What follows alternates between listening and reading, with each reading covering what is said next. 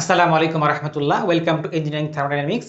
তো আমরা already থার্মোডাইনামিক্সের basic concept, terminologies এবং ওয়ার্ক হিট সম্পর্কে জেনে গেছি। আজকে আমরা শুরু করতে যাচ্ছি একটা নতুন টপিক, সেটা হচ্ছে যে properties of pure substance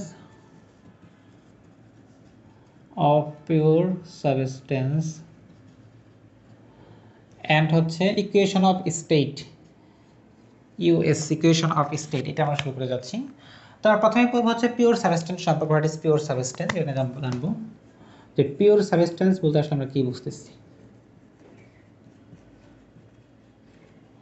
pure substance, তো পিওর সাবস্টেন্স সম্পর্কে জানতে আমাদের কেন দরকার থার্মোডাইনামিক্সে? ব্যাপার হচ্ছে অনেক থার্মোডাইনামিক প্রসেসে আমরা যে থার্মোডাইনামিক ম্যাটেরিয়াল ইউজ করি বা থার্মোডাইনামিক ওয়ার্কিং ম্যাটেরিয়াল যেটা থাকে, সেটা থাকে হচ্ছে আমরা সেটাকে পিওর সাবস্টেন্স মানে অ্যাজিউম করে সেটা ক্যালকুলেশন করি। তো এই জন্য আমার পিওর সাবস্টেন্স সম্পর্কে ভালো ধারণা থাকাটা গুরুত্বপূর্ণ। তো পিওর সাবস্টেন্স হচ্ছে ওই সাবস্টেন্সকে যেটা হচ্ছে আমার chemical composition fixed, chemical composition হচ্ছে আমার ফিক্সড মানে ইনভ্যারিয়েবল বা হোমোজেনাস বলতে পারি আমরা এটাকে, হোমোজেনাস। এটা মানে কি আসলে? এটা মানে হচ্ছে যে আমি যদি একটা সিস্টেমের কিছু ওয়ার্কিং ম্যাটেরিয়াল চিন্তা করি, সেই ম্যাটেরিয়ালের যে কেমিক্যাল কম্পোজিশন থাকবে সেটা একই রকম হবে। তো উদাহরণ হিসেবে কি হতে পারে? যেমন হতে পারে যে আমাদের এখানে একটা সিলিন্ডার মধ্যে নাইট্রোজেন আছে। তো নাইট্রোজেন সিলিন্ডার আমার শুধুমাত্র নাইট্রোজেনই থাকে, তাই এটাকে আমরা পিওর সাবস্টেন্স বলতে পারি। ধরি একটা পাত্রের মধ্যে আমার শুধুমাত্র পানি আছে, H2O, তাই এটাকে আমরা পিওর সাবস্টেন্স বলতে পারি।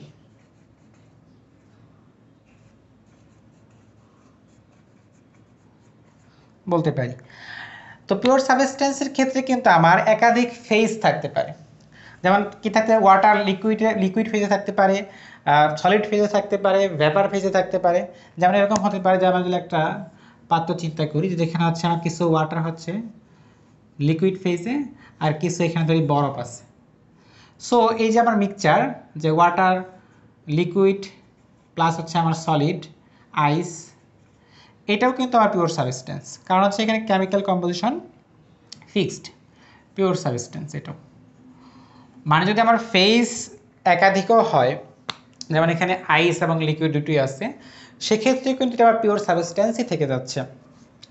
আবার কিছু কিছু ক্ষেত্রে আমরা মিক্সচার মানে একাধিক ম্যাটেরিয়ালের মিক্সচারকেও, গ্যাসের মিক্সচারকেও পিওর সাবস্টেন্স হিসেবে অ্যাজাম্পশন করতে পারি। বিশেষ করে এয়ারের ক্ষেত্রে এটা আমরা করি। যদি আমরা চিন্তা করি যে একটা এখানে এয়ার আছে, এই কন্টেইনারে যদি আমরা চিন্তা করি এয়ার আছে, তাহলে এই এয়ার কিন্তু আসলে আমরা জানি যে এয়ারের মধ্যে কি থাকে? Oxygen, nitrogen, hydrogen, water vapour, তো অনেক কিছু কিন্তু থাকে। তো তবুও এই ক্ষেত্রে যে যদিও আমাদের একটা কেমিক্যাল কম্পোজিশন না, কম্পাউন্ড এখানে, তবুও কিন্তু এটাকে পিওর সাবস্টেন্স হিসেবে অ্যাজাম্পশন করতে পারি।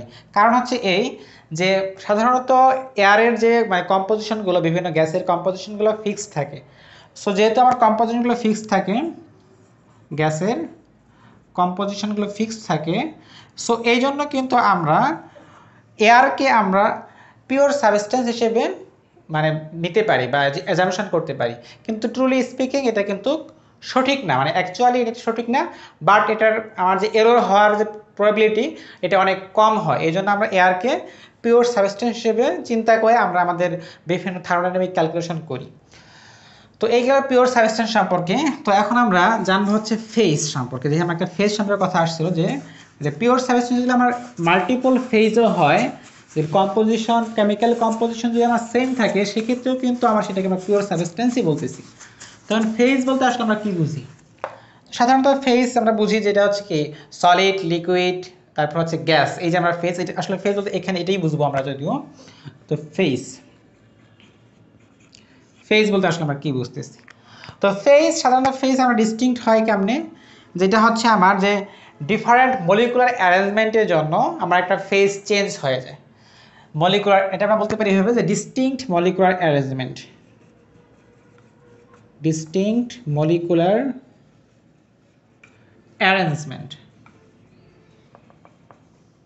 এটা আমরা বলতে পারি যে হচ্ছে ফেজ হচ্ছে একটা মলিকুলার অ্যারেঞ্জমেন্ট।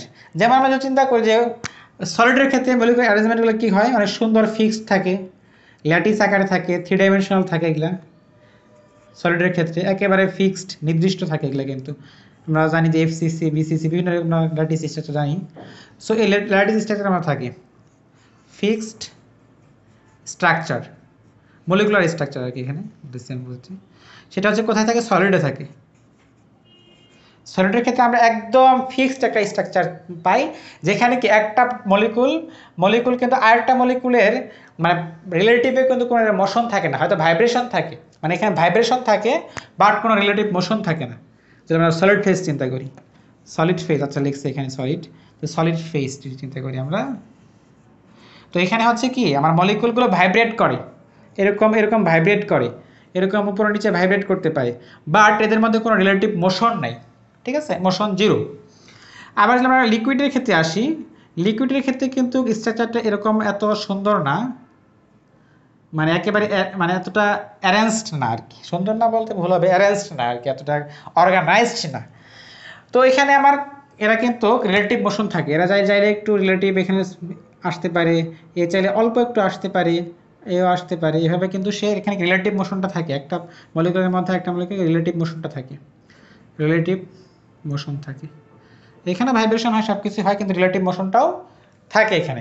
আবার যদি আমরা ইন্টারমলিকুলার অ্যাট্রাকটিভ ফোর্স চিন্তা করি, সেক্ষেত্রে কিন্তু আমার সলিড ফেজে কিন্তু ইন্টারমলিকুলার অ্যাট্রাকটিভ ফোর্স এটা কিন্তু খুবই স্ট্রং। তো এখানে আমরা জানি স্ট্রং ইন্টারমলিকুলার অ্যাট্রাকটিভ ফোর্স। আবার যদি আমি চিন্তা করি যে মলিকুলের মধ্যে যে ডিস্ট্যান্স, এটা কিন্তু আমার সলিড ফেজের ক্ষেত্রে অনেক কম থাকে, ডিস্ট্যান্সটা কম থাকে, কাছাকাছি থাকে। তো লিকুইডের ক্ষেত্রে, লিকুইড ফেজের ক্ষেত্রে এটা কিন্তু থাকে না। আমার লিকুইড ফেজের ক্ষেত্রে একটু মলিকুলগুলো কিছুটা দূরে দূরে থাকে, এরকম অ্যারেঞ্জ থাকে না, এখানে একটা থাকতে পারে, এখানে একটা থাকতে পারে, অতটা ইয়া থাকে না।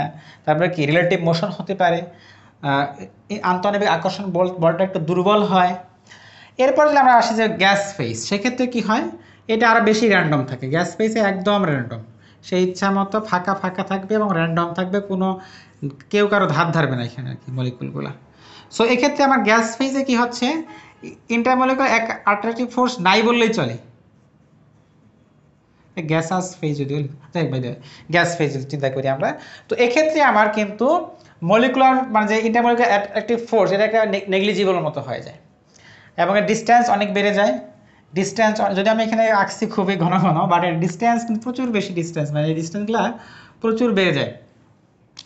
তারপর হচ্ছে যে এদের মধ্যে মানে এই যে রিলেটিভ মোশনটা এটার তুলনায় এটা বেশি হয়, ঠিক আছে। তো এই হচ্ছে মোটামুটি যে ব্যাপার হচ্ছে আমার তিনটা ফেজের মলিকুলার স্ট্রাকচার চিন্তা করলে আর কি। এখন আমরা ফেজ চেঞ্জ চিন্তা করি, তো ফেজ চেঞ্জ আমরা জানি যে হয় কি, একটা যদি আমরা ওয়াটার কিন্তু চিন্তা করি, সলিড থেকে লিকুইড হতে পারে, লিকুইড থেকে এখানে যেতে পারে।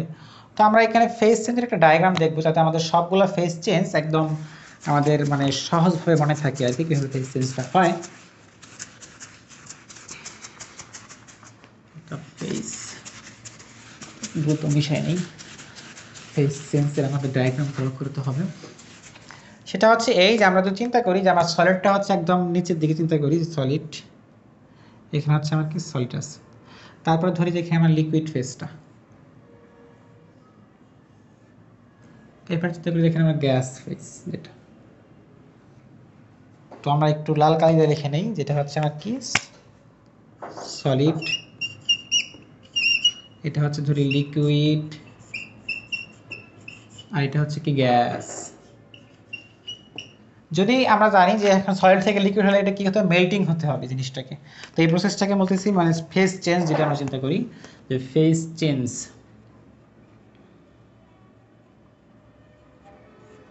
ফেজ চেঞ্জ তাহলে এখানে যদি যায় তাহলে কি হতে হবে, এটাকে বলতেছে মেল্টিং প্রসেস, সলিড থেকে লিকুইড মেল্টিং। এখন লিকুইড থেকে যদি সলিড আসতে চায় তাহলে কি হবে, ফ্রিজিং হতে হবে, ফ্রিজিং প্রসেস বলতেছি এটাকে আমরা। আবার যদি আমার লিকুইড থেকে গ্যাসে যায়, এটাকে আমরা কি বলি, ভ্যাপোরাইজেশন, ভ্যাপোরাইজেশন। আর যদি আমার গ্যাস থেকে লিকুইডে হয়, এটা কি বলি, কন্ডেনসেশন বলি, কন্ডেনসেশন। এখন কিছু কিছু ক্ষেত্রে আমার সরাসরি সলিড থেকে গ্যাসে যায়, গ্যাস থেকে সলিডে আসে, এটা হচ্ছে আমার একটা ব্যতিক্রম। তো এই ক্ষেত্রে আমরা এটাকে নাম দিই হচ্ছে যদি আমরা সলিড থেকে গ্যাসে আসি, এটা আমরা বললাম সবাই জানি সাবলিমেশন, এটা বলি সাবলিমেশন প্রসেস। আমরা ঊর্ধ্বপতন, বাংলায় বলে কি ঊর্ধ্বপাতন। কিছু কিছু ম্যাটেরিয়াল আছে যা হচ্ছে একটু এক্সেপশনাল, সরাসরি লিকুইড ফেজটাকে স্কিপ করে জাস্ট সলিড থেকে সরাসরি গ্যাসে চলে যায়। আবার কি হতে পারে যে গ্যাস থেকে কি আবার ডিরেক্ট এখানে আসে, এটাকে বলি আমরা ডিপোজিশন। তো এরকম এই হচ্ছে মোটামুটি আমার ফেজ চেঞ্জিং এর যে ডায়াগ্রামটা, আমার সব ধরনের ফেজ চেঞ্জিং এখানে চলে আসছে। এদিকে যেতে পারতেছি, আবার এদিকে আসতে পারতেছি। মেল্টিং পরে লিকুইড হচ্ছে, ভ্যাপোরাইজেশন মানে গ্যাস হচ্ছে, গ্যাস কনডেনসেশন হয় আমার লিকুইড হচ্ছে, লিকুইড ফ্রিজিং হয় আমার সলিড হচ্ছে। এটা আমরা খুব ইজিলি ওয়াটারের ক্ষেত্রে খুব ইজিলি এটা অবজার্ভ করি। আমরা মানে ন্যাচারাল ওয়াটার টেম্পারেচারটা এমনভাবে আসে, মানে আসলে আমরা খুব ন্যাচারাল টেম্পারেচারে আমরা এই তিনটা জিনিস কিন্তু দেখতে পাই খুব ইজিলি। সাবলিমেশন আর ডিপোজিশন এটা একটু মানে এক্সেপশনাল ব্যাপার। তো এটা আমরা বিভিন্ন মানে বিশেষ কিছু মানে ম্যাটেরিয়ালের মধ্যে মতো দেখতে পাই। তো এইগুলো আমার ফেজ চেঞ্জ। তো এরপর আমরা দেখবো যে হচ্ছে এই ফেজ চেঞ্জের সাথে আমার টেম্পারেচারের কি সম্পর্ক, এটা আমরা একটু খেয়াল করবো। টেম্পারেচারের মাধ্যমে ফেজ চেঞ্জের কেমন কীভাবে হচ্ছে, ফেজ চেঞ্জ প্রসেস বলতে পারি এটাকে আমরা, ফেজ চেঞ্জ প্রসেসটাই বা কেমন হচ্ছে সেটা একটু দেখার চেষ্টা করবো। আমরা ওয়াটার নিয়ে চিন্তা করি আগে, যে ওয়াটার যেটা আমাদের মানে বিশেষ মানে ওয়াটারটা আমরা এমন একটা ব্যাপার যে ওয়াটার ম্যাটেরিয়ালটা মানে খুবই গুরুত্বপূর্ণ একটা ম্যাটেরিয়াল। এটা কিন্তু আমরা ইঞ্জিনিয়ারিং ম্যাটেরিয়ালের মধ্যে খুবই গুরুত্বপূর্ণ। আবার অনেক ক্ষেত্রে আমরা বিভিন্ন যে আমরা প্রসেস পড়ি সেক্ষেত্রে কিন্তু ওয়াটারটাকে আমরা সেটা ওয়ার্কিং সাবস্টেন্স হিসেবে চিন্তা করে পড়ি। তো যাই হোক, তো এখানে আবার যদি ওয়াটার চিন্তা করি, যে একটা পাত্র চিন্তা করি, তো এখানে আসলে হচ্ছে কি ওয়াটার H2O ধরে এই পর্যন্ত আছে। এটা টেম্পারেচার বলি হচ্ছে আমি ধরি 20 ডিগ্রি সেলসিয়াস। তো এখানে ধরি আমি একটু হিট দিচ্ছি, সাপোজ একটা আমি বার্নার দিয়ে এখানে হিট দিচ্ছি।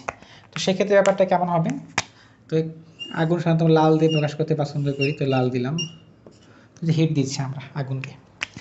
তাহলে আস্তে আস্তে টেম্পারেচার কি বাড়বে, এতে 20 ডিগ্রি বা 20 ডিগ্রি আগে বা এরকম যে একটা টেম্পারেচার ছিল, তো এই অবস্থায় কি এটা কিন্তু কোনো ফেজ চেঞ্জ আমরা দেখবো না, যে 20 ডিগ্রিতে বা 30 ডিগ্রিতে এরকম অবস্থায় কিন্তু পানির কোনো সাধারণত ফেজ চেঞ্জ কোনো হয় না। তো এখন যদি আমরা এটা একটু আরও টেম্পারেচার ইনক্রিজ করতে থাকি, ইনক্রিজ করতে করতে একটা সময় যদি এটা টেম্পারেচার হয় 100 ডিগ্রি, জাস্ট 100 ডিগ্রি সেলসিয়াস হয়ে গেল কি ওয়াটার। তো এটা 100 ডিগ্রি সেলসিয়াস যদি হয়, তাহলে এক্ষেত্রে আমার কিন্তু ধরি দেখেন আমি দিচ্ছি, হিট দিচ্ছি। সো 100 ডিগ্রি যখন হবে এইটাকে আমরা বলছি স্যাচুরেটেড হয়ে গেছে, স্যাচুরেটেড হয়ে গেছে, স্যাচুরেটেড বলছি আমরা এটাকে, স্যাচুরেটেড লিকুইড, এটা বলছে আমার স্যাচুরেটেড লিকুইড। আর এই যে আমার মানে স্যাচুরেশন হওয়ার আগে 100 ডিগ্রির আগে সেটাকে বলছে আপনার হচ্ছে কম্প্রেসড বা সাবকুলড, কম্প্রেসড আর সাবকুলড, সাবকুলড অবস্থা। কেন যে আমরা আসলে আগে বুঝিয়ে দিই স্যাচুরেশন বিষয়টা আসলে কি। সেটা হচ্ছে যে আমরা জানি ফেজ চেঞ্জ যখন হয়, ফেজ চেঞ্জ যেই টেম্পারেচারে হয় সেটাকে আমরা বলছি স্যাচুরেশন টেম্পারেচার, মানে ওই টেম্পারেচারটাকে। কারণ এখানে 100 ডিগ্রি পর আমরা জানি হচ্ছে কি ওয়াটারকে ভ্যাপার হয়ে যায়। তো তার আগের স্টেজটাকে বলতেছি হচ্ছে আমরা কম্প্রেসড অথবা সাবকুল। এখানে যে আমার স্যাচুরেশন টেম্পারেচারটাকে আমি টিএসটি বা স্যাচুরেশন টিএসএটি স্যাচুরেশন চিন্তা করি কত, এখানে 100 ডিগ্রি ওয়াটারের ক্ষেত্রে। তাহলে এখানে টেম্পারেচারটা কত হচ্ছে আমার টি কিন্তু লেস দেন, অবশ্যই এখানে টি স্যাচুরেশন আছে এই সাবকুলের জন্য, আর এখানে কি সমান আছে, টি হচ্ছে টি স্যাচুরেশনের সমান এখানে। আবার এখানে প্রেশার চিন্তা করি, প্রেশার কিন্তু এখানে বেশি, কারণ স্যাচুরেশন যখন আমরা জানি যে কোনো কিছুর টেম্পারেচার প্রেশার যখন স্যাচুরেশন প্রেশারে চলে যায় তখন কিন্তু এটা কিন্তু ভ্যাপোরাইজেশন শুরু হয়ে যায়। স্যাচুরেশন প্রেশার কি, যেই একটা নির্দিষ্ট প্রেশারে মানে নির্দিষ্ট প্রেশারে যখন একটা নির্দিষ্ট টেম্পারেচারে যখন কোনো কিছু একটা ফেজ চেঞ্জ হয়, যেমন ফেজ চেঞ্জ এখানে হচ্ছে 100 ডিগ্রি সেলসিয়াস। এখন এখানে যে প্রেশারটা, এই প্রেশারটাকে আমরা বলছি আমার স্যাচুরেশন প্রেশার বলতেছি, পি স্যাচুরেশন বলতেছি এটাকে আমরা। তো এখানে কিন্তু আমার পিটা বেশি ছিল, এখানে পি স্যাচুরেশনের বেশি, এই জন্য কিন্তু এটা কি মানে একটা মনে হচ্ছে যে প্রেশার করা আছে, এই জন্য এটা কি ওয়াটার ভ্যাপারটা বেরোতে পারতেছে, এরকম একটা ব্যাপার আমরা মানে চিন্তা করতে পারি। তো এরপর যদি আমি আরও এটাকে টেম্পারেচারটা ইনক্রিজ করতে শুরু করি তাহলে কি হবে, এখানে এখানে কিন্তু আমার একটা এখানে যদি দেখাই আমি বিষয়টার পাশেই, তাহলে কিন্তু এখানে আমার স্যাচুরেশন লিকুইড ভ্যাপার একটা মিক্সচার তৈরি হবে, মানে কিছুটা হবে আমার, কারণ এখানে তো আমি কন্টিনিউসলি দিচ্ছি, সো এখান থেকে কিছু কি লিকুইড ভ্যাপারাইজেশনের মধ্যে কি ভ্যাপার হিসেবে এখানে থাকবে, আর কিছু লিকুইড এখানে থেকে যাবে। সো এখানে কি হবে, saturated liquid liquid vapour mixture পাবো আমরা একটা, এখানে কিন্তু পাবো। এটা এখানে কিন্তু টেম্পারেচার আমার কিন্তু চেঞ্জ হবে না, টেম্পারেচার কিন্তু ওই আগেরটাই থাকবে। আমার টেম্পারেচার কিন্তু এখনও T100 ডিগ্রি থাকবে, কারণ হচ্ছে আমরা জানি যে ফেজ চেঞ্জ যতক্ষণ শেষ না হবে ততক্ষণ পর্যন্ত কিন্তু আমার এখন ল্যাটেন্ট হেট নিবে, এবং এখানে টেম্পারেচার কিন্তু এটি কনস্ট্যান্ট থাকবে, ঠিক আছে। তো এটা যদি আমি চিন্তা করি, যেটা হচ্ছে আমার 1 নাম্বার স্টেজ, এটা 2 নাম্বার 3 নাম্বার চিন্তা করি, এটা 1, এটাকে ধরি 2, এটাকে ধরি আমি 3। তো এখন আমি 4 নাম্বার স্টেজে আসি, তাহলে কি দেখবো, আমি নিচের দিকে দেখি, তাহলে আমি যদি এখানে টেম্পারেচার মানে হিট অ্যাপ্লাই করতেই থাকি তাহলে একটা সময় কি হবে, এখানে সব লিকুইড কিন্তু আমার ভ্যাপোরাইজেশনে মানে সব ভ্যাপারে কনভার্ট হয়ে যাবে। সো এটাকে বলতেছি আমরা স্যাচুরেটেড ভ্যাপার। কখন টি কত, টি হচ্ছে এখানে 100 ডিগ্রিতে আছে সেলসিয়াস। এখন এটাকে যদি ভ্যাপারটাকে এই ভ্যাপারটাকে যদি আরও হিট দেই তাহলে কি হবে, ভ্যাপারটাকে আরও হিট দিলে সে কিন্তু সুপার হিটেড হয়ে যাবে, এটা বলছি আমরা সুপার হিটেড ভ্যাপার। তো যখন সুপার হিটেড ভ্যাপার হবে তখন কি টেম্পারেচার কিন্তু বেড়ে যাবে, তখন কিন্তু আর কনস্ট্যান্ট থাকতেছে না, তখন টেম্পারেচার কি আমি ধরতে পারি যে 300 ধরলাম, 400 500 যাই চিন্তা করেন সেটা কিন্তু হবে, ঠিক আছে। তো এই হচ্ছে মোটামুটি আমার যে ওয়াটারের যে আমার ফেজ চেঞ্জের যে প্রসেসটা, এটার পরে এটার পরে চিন্তা করতে পারি এটার পরে কি আমার এটা পরে এটা, এরকমভাবে আমার ওয়াটারটা ফেজ চেঞ্জ হচ্ছে, যে প্রথমে আমার সাবকুল লিকুইড, তারপরে কি স্যাচুরেটেড লিকুইড, তারপরে কি স্যাচুরেটেড লিকুইড ভ্যাপার মিক্সচার, তারপরে স্যাচুরেটেড ভ্যাপার শুধু, তারপরে কি সুপারহিটেড ভ্যাপার। এগুলো কিন্তু আমরা টার্মিনোলজি একটু মনে রাখি, যে আবার আমি বলি রিপিট, যে কম্প্রেসড অর সাবকুলড লিকুইড, তারপরে কি স্যাচুরেটেড লিকুইড, তারপর হচ্ছে কি স্যাচুরেটেড লিকুইড ভ্যাপার মিক্সচার, আবার আমি রিপিট করেছি স্যাচুরেটেড কি vapour, saturated superheated vapour. So এটাকে যদি আমরা একটু গ্রাফের মাধ্যমে দেখাই তাহলে কেমন হয়, একটু গ্রাফের মাধ্যমে দেখাই আমরা, গ্রাফে দেখলে সাধারণত জিনিসগুলো একটু বুঝতে সুবিধা হয় আমাদের, এটা একটু মনে থাকে আরও ভালো। আমি বেশিরভাগ ক্ষেত্রে গ্রাফে দেখানোর চেষ্টা করি যে কোনো কিছু, যাই হোক। এটা যদি আমরা চিন্তা করি যে এদিকে হচ্ছে আমার টেম্পারেচার, এদিকে হচ্ছে ভলিউম, আমরা জানি হচ্ছে কি টেম্পারেচার বাড়লে ভলিউম ইনক্রিজ করে, তাই তো।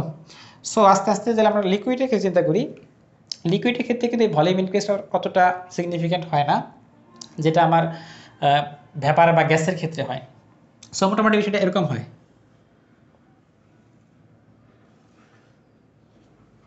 এটা একটু হরিজন্টাল হবে। তো এখানে কি ছিল আমার, এখানে যদি একটা পয়েন্ট চিন্তা করি সাবকুল, মানে যখন আমার লিকুইড ফেজ ছিল, তো এইখানে আমরা কি সাবকুল বা কম্প্রেসড, তো এই জায়গায় কি ছিল আমার ফেজ চেঞ্জ শুরু হয়েছে 100 ডিগ্রি সেলসিয়াস ছিল, সেটা কি স্যাচুরেটেড লিকুইড, এই পয়েন্টটা। তো এটাকে ধরি আমরা 1 2 তারপর 3 যদি চিন্তা করি এখানে, তাহলে এখানে কি স্যাচুরেটেড লিকুইড ভ্যাপার মিক্সচার, এখানে ছিল মিক্সচার, সব লিখে দিই মিক্সচার। তো এখানে কি স্যাচুরেটেড ভ্যাপার ছিল, তারপর এখানে কি একেবারে সুপারহিটেড ভ্যাপার। তো এরকম আমি এইভাবে দেখতে পাবো যে আমার কীভাবে টেম্পারেচার এবং ভলিউমে যে আমার এয়ারটা, যদি আমরা দেখি যেটা হচ্ছে 1 নাম্বার, এটা ছিল আমার 2 নম্বর, এটা হচ্ছে আমার 3 নম্বর, এটা হচ্ছে আমার 4 নম্বর, এটা হচ্ছে আমার কি 5 নম্বর ফেজ ছিল। তো এইভাবে আমাদের ফেজ চেঞ্জটা হয়েছে। তো এই মোটামুটি গেল আমার পিওর সাবস্টেন্সের ফেজ চেঞ্জ সম্পর্কে মোটামুটি আলোচনা। তো আরেকটা বিষয় আমি যেটা বলতেছিলাম যে কি, যে স্যাচুরেশন টেম্পারেচার এবং স্যাচুরেশন প্রেসার ব্যাপার, যেটা আর কি, মানে যেই টেম্পারেচারে ফেজ চেঞ্জ হয় আসলে। মানে স্যাচুরেশন টেম্পারেচার বিষয়ে আমরা একটু পড়াশোনা করতে আমাকে, এটা আইডিয়াটা ক্লিয়ার থাকাটা ভালো। স্যাচুরেটেড টেম্পারেচার, তো স্যাচুরেশন টেম্পারেচার বলতে আমরা and pressure of pure substance, যাই হোক। তো আমার স্যাচুরেশন টেম্পারেচার বলতে যেটা বুঝবো আমরা সেটা হচ্ছে যেই টেম্পারেচারে কোনো একটা ম্যাটেরিয়াল বা পিওর সাবস্টেন্স তার ফেজ চেঞ্জ করে, সেই টেম্পারেচারটাকে বলবো হচ্ছে আমরা স্যাচুরেশন টেম্পারেচার। মানে কি, এক কথায় ফেজ চেঞ্জিং টেম্পারেচার, মানে যেই টেম্পারেচার কি হয়, ফেজ চেঞ্জিং হয়। তো একটা টেম্পারেচারে যখন ফেজ চেঞ্জিং হয়, এই টেম্পারেচার ডিপেন্ড করে হচ্ছে ওইখানকার প্রেশারটা কতটুকু। যদি প্রেশার বাড়ে তাহলে কিন্তু আমার ওই টেম্পারেচারটাও কিন্তু অনেক বেশি দিতে হয়। উদাহরণস্বরূপ আমি চিন্তা করতে পারি, যখন আমরা প্রেশার কুকার চিন্তা করি, প্রেশার কুকারে কিন্তু আমাকে প্রেশার দিয়ে দিই, তখন কিন্তু আমার যে প্রেশার কুকারের ভিতরে যে পানি থাকে, ওয়াটার থাকে, সেটা কিন্তু 100 ডিগ্রিতে বয়েল হয় না, সেটা কিন্তু অনেক বেশি টেম্পারেচারে বয়েল হয়। এই জন্য কিন্তু আমার রান্নাবান্নাটা এটা কিন্তু দ্রুত হয়, ঠিক আছে। তো আবার যদি আমি উল্টা উদাহরণ চিন্তা করি, যেমন এভারেস্ট চিন্তা করি, এভারেস্ট যে পাহাড়, তো সেখানে কিন্তু উচ্চতা অনেক বেশি। তো এক্ষেত্রে কিন্তু আমার এভারেস্টের চূড়ায় কিন্তু মানে পানি বয়েল করে মোটামুটি 70 ডিগ্রি সেলসিয়াস কাছাকাছিতে, মানে খুব আগে আগে বয়েল করা শুরু। তার মানে কি, উপরে উঠলে কিন্তু আমার প্রেশার কমে যায়, মানে অ্যাটমসফিয়ারের প্রেশার সেটা কিন্তু কমে যায়। তো কমে যাওয়ার কারণে কিন্তু এখানে আমার মানে স্যাচুরেশন যে টেম্পারেচার ছিল এটা কিন্তু কমে গেছে, ঠিক আছে, মানে ভ্যাপারাইজেশন যে এটা কিন্তু কমে গেছে। সো তার মানে বুঝতেছি যে আমার স্যাচুরেশন টেম্পারেচার টি সেট, আচ্ছা টি সেট, এটা কিন্তু কিসের একটা ফাংশন, একটা পি, এটা একটা ফাংশন, মানে কথা এই স্যাচুরেশন টেম্পারেচার হচ্ছে প্রেশারের একটা ফাংশন, ঠিক আছে। তো এখন দিলে আমরা এটাকে একটু গ্রাফের মধ্যে দেখানোর চেষ্টা করি, যেভাবে আসলে কীভাবে চেঞ্জটা হয়। তো আমরা একটু এখানে দেখাতে পারি, এটা একটা গ্রাফের মাধ্যমে আমরা দেখাই, তাহলে আমরা দেখাতে পারি এভাবে যে মোটামুটি এভাবে চেঞ্জটা হয়। এবার আসলে আমি চিন্তা করি হচ্ছে পি সেট, এবার হচ্ছে টি সেট, এক কথায় স্যাচুরেশন টেম্পারেচার এবং প্রেশারের মধ্যে রিলেশনটা মোটামুটি এরকম হয়, ঠিক আছে। আমরা একটু কিছু নিউমেরিক্যাল ভ্যালু মনে রাখতে পারি আমাদের ইয়ার জন্য, যে 1000 মিটার মানে 1 কিলোমিটার, এক কথায় অ্যালটিটিউড ডিফারেন্স, মানে উপরে যদি আমি উঠি 1000 কিলোমিটার উপরে, সরি 1000 মিটার উপরে যদি আমি উঠি, মানে 1 কিলো উপরে যদি আমি উঠি, তাহলে ওই জায়গায় আমার পানির পানির যে আমার বয়লিং টেম্পারেচার সেটা আমার 3 ডিগ্রি কমে যাবে, 3 ডিগ্রি কমে যাবে, ঠিক আছে। তো 2000-এ উঠলে মোটামুটি 3 মানে কি 6 ডিগ্রি কমে যাবে। এভাবে যদি এটা একেবারে লিনিয়ার না, এটা কিন্তু আবার কম বেশি কিছু একটা হবে, বাট এটা একটা রাফ ক্যালকুলেশন, যে আমি যদি 1000 উপরে উঠি তাহলে ওয়াটার টেম্পারেচার যেটা কি ইভাপোরেশন টেম্পারেচার, সেটা কিন্তু 3 ডিগ্রি কি ফল করে, এটা আমরা মনে রাখতে পারি মোটামুটি। তো এই হলো মোটামুটি আমাদের ফেজ চেঞ্জিং নিয়ে আলোচনা।